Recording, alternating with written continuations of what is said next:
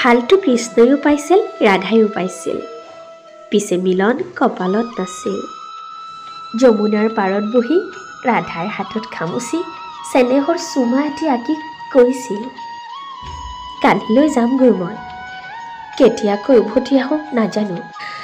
তুমি মাথো আশা নেহেৰুৱাবা হৃদয়ত সদায় আছা তুমি আৰু সদায় থাকিবা ৰাধা নিমাত কি ক'ব কি বিচাৰিব কৃষ্ণই মাথো বাঁহীটো দিলে ৰাধাৰ হাতত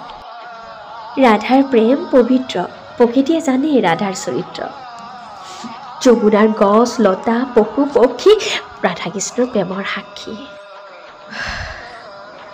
আজি শেষ দিন হয়তো আৰু কেতিয়াও নাপায় এনে নিবিড়ভাৱে ৰাধাই কৃষ্ণ কালিলৈ কৃষ্ণ যাবগৈ